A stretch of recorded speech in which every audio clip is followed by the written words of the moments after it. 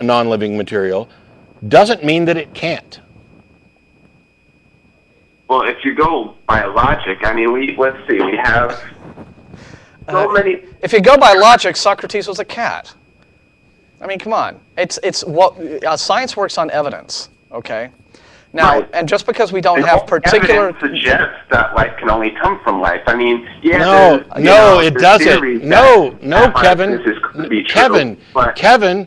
Kevin, that's the swan fallacy. There are no black swans because all we've ever seen are white swans.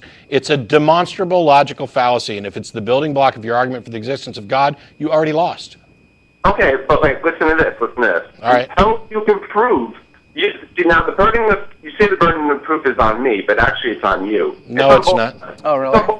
Realistically, because you're making a superficial, or not superficial, I don't know the word for it, but we're saying that we don't believe in your invisible man in the sky. Saying that, okay, the burden of proof isn't on you because you say God doesn't exist. No, Kevin, you're not getting it.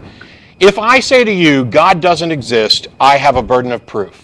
I've said this 1,000 times. However, you're asserting that God exists, and I'm saying I don't believe you. Where's your evidence? You have the burden of proof because you're asserting a claim.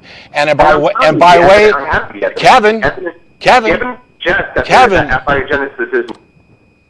in an attempt to demonstrate your case that you have the burden of proof for, you begin constructing a logical argument. And you begin with the premise that life can only come from life. And I reject your premise. Also, you started this call when you called in saying, I can demonstrate that God... So you pretty much declared yourself to have the burden of proof and the proof. I didn't call you and say, I can prove to you that there is no God. I mean, you called up and you said, I've got some proof to give you. So, at least in this conversation, you've got the burden of proof because you declared yourself to be the man with the proof. All right? But anybody... stating my proof, you just... we did. Because I did give you a chance. We gave you a chance, but we explained why, in our opinion, it's not your premise was you were working from a false premise. It's not an opinion. Yeah. Your premise has not been demonstrated, and your assumption that life can only come from life is an inductive argument. You've used an inductive argument to reach a premise, and it is a demonstrably flawed one in the same way that the black swan fallacy is. And in any event, if life can only come from life, then you were left with either, two possibilities. Biological life, yeah. Yeah, biological life. God's biologically alive. Yeah. Then what that means is if we are here as the result of a deity, then you are going to have to go into detail about the mechanisms by which this deity created life. You simply cannot say, well, then this must lead to a deity. No. You have to you have to be ready and prepared to explain the process. Yeah, you're trying to go from a purported effect to its cause by way of nonsense. And this is going to require you not merely to propose a God as the answer, but you now have to explain this God. You have to explain, if this God is alive, because life can only come from life, then how is this God alive? And what sort of being is this? Is he bigger than a bread box? Is he alive in the way we understand life? Does he have metabolic processes? Does he take dumps? Does he eat? Does he fart? Does he sleep? Does he have to clean out his earwax? What sort of being is this? Well, no, we don't necessarily. Right? You don't necessarily have to know all that. I'm exaggerating to make the point. But the thing is, at a basic level, you have to explain in what way this being is alive. See, so you're really opening yourself up for a lot more than you think you are. I think that you're just being able to say, well, because science hasn't proven life from non-life, therefore God. As the default. And you seem to think that that's really kind of all you have to do. And no, I think that there's a lot more detail to what you're going to have to... Yes, and it is, by the way, an argument from ignorance. Mm-hmm. As we mentioned earlier, where you say that because science has not proved that this is the case, therefore my assumption that it's not the case is valid. Mm-hmm. It's an argument from ignorance. Sorry. And it also gets you to infinite regress, because if God's alive, then some living thing must have... And so on, and so anyway. It's a big mess. So many things wrong. We've got, is it Hani and Sydney? Yeah, g'day guys, how you going? Good, how are you? Fine, sorry to keep you waiting for so long. Oh, no, that's okay. Can you hear me clearly? Yes, very clearly. Oh, great, okay. Just want to say I love the show, of course. You guys have a little Well, there's a lot of feedback coming through. Yeah, try and make it quick. We're having mic problems. Yeah. You sound good to us. Just I'm in a bit of a slightly difficult situation. I attend a youth centre in Sydney. It's a Christian-based youth centre, and we deal with a lot of kids who are sort of being kicked out of home, who are having some problems in their life. But I've also been given the opportunity to give a couple of talks on critical thinking and things like that. And I'm a recent atheist myself, thanks to you guys. Something has come up though, where the issue is if getting some of these kids to begin some sort of critical thought, and they find out that, or they bring up questions and they start to leave their so-called Christian indoctrination. There's a bit of a problem where some of these kids could become suicidal, and that's been addressed to me as an issue by one of the head people who run the centre. Why would they? yeah. Did they explain why they thought that was a possibility? Well, yeah, because a lot of the times with the indoctrination there is this hope that the children will become supermen, so to speak, after they die. And if this hope is taken away, then their only hope, that being God, would be taken away, and that could sort of threaten the life of the youth, so to speak. Okay.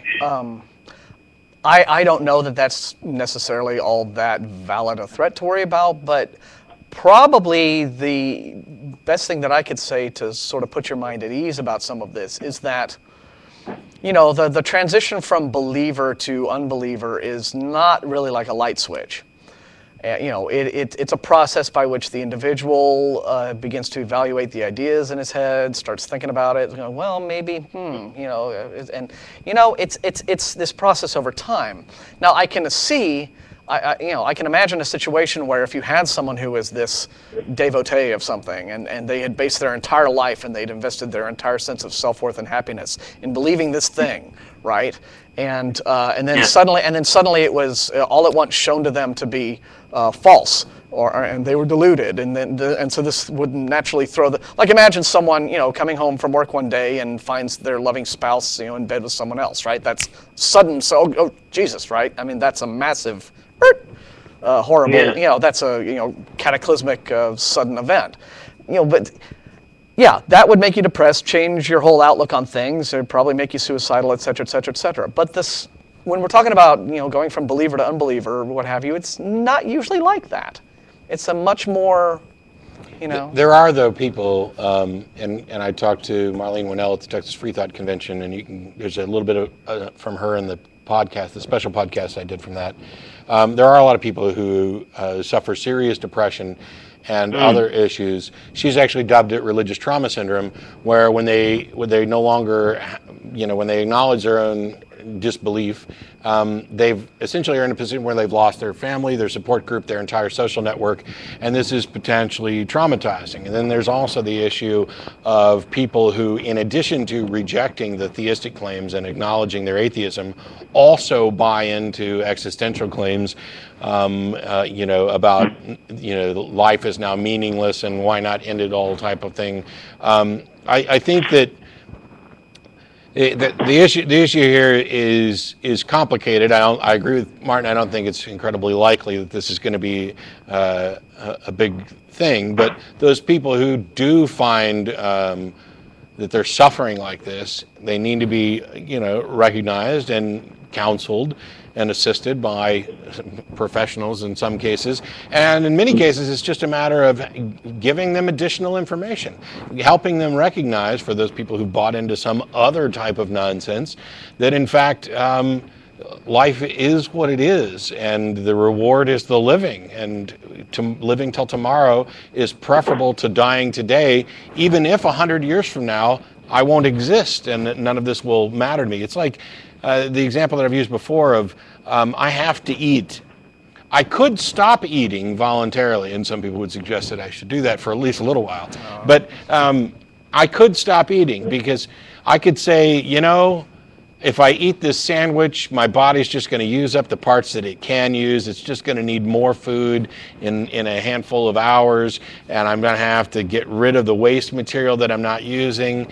And ultimately, in the grand scheme of things, this was just all a big waste because I just got to keep doing it again. And someday I'm not going to eat anyway, so why don't I just stop eating? I think that kind of becomes obvious. The meaning of life, or the meaning of eating, is the benefit that you get while it's going on and for some time after, in the case of eating, while your body's processing your food. But I don't think, I'm with Martin, I don't think this is anything that we need to be terrified of, that there's going to be an epidemic of people committing suicide simply because, someone exposed a delusion to them. Although if it did happen, it wouldn't be, as you said, from the loss of belief. It would be from the loss of friends, family members, the esteem of people who, equate, religious belief with goodness. It would be that loss of structure. But, you can be there. There are other folks around. There's a wonderful Sydney Atheist group out there. Hi, gang. Who are very supportive. So there's nothing about atheism that necessarily leads to suicide, and so therefore I don't think that you bear a great deal of responsibility for telling people what you honestly believe is the truth and convincing them of false things. If anything, if we're going to point blame at somewhere for people who end up killing themselves because they've lost this delusion, the blame needs to be pointed at the delusion that started this. It's like convincing somebody, you're a millionaire, you're a millionaire, you're a millionaire, you're a millionaire, and then they get all hyped up and excited, then they start spending, whatever money, and they go check their bank account, and you go, I was just kidding. I mean, it's like a big massive letdown. Yeah, it's not the truth that caused this, it is the lie that caused this. Yeah. It's amazing how powerful the indoctrination can be. I mean, I know one of the guys, he said to me, he goes, if it wasn't for God in my life, I would have killed myself already. But they're taught to think that way. Again, a perfect comparison would be to situations with kids coming out as gay, right? It's not the awakening to their sexuality that throws them into depression and suicidal thoughts. It's being bombarded with hate and anger and you're a horrible, evil, hellbound sinner that they get from other people as a result of that. So again, it's the truth will never, rarely. Well, I won't say never. The truth about yourself rarely hurts you. It's the lies that people tell to hurt you. Agreed. Well, thanks for taking the call, guys. Sure. You've got a growing group of lovers here in Sydney. All right. And if you ever need a new home to come and visit, we've got our first female atheist prime minister, which we're pretty proud of. So, that's welcome here at the time, guys. All right, thanks so much. I do want to come someday. It's a long way to fly. Unfortunately, there's like almost no time at all left. And so, Jordan, you there? Yeah. I can't even let you get to your question, but the question that as it's typed in about your mom addressing your arguments, saying that her beliefs comfort her. Yes, sir. Yeah. The last response applies to that, but also I'd point out that, it's somebody could say that a bottle of scotch or shooting up heroin comforts them. Right. If they care more about what's comforting than what's true, that's an issue they're actually going to have to sort out. I think the best thing is probably to point out the benefits of understanding the truth as best you can. And I apologize, but that's actually all we have time for. And show how positive your life is, even as an unbeliever to her. On the new and that she shorter can have show. that too. But there's a list of everybody else. As a reminder, we'll be at Threadgills here shortly, and we look forward to seeing you again next week. Where Jen will be on? No. Yes. Yeah. Jen shook her head. All right. We'll see you all then. Thanks a lot.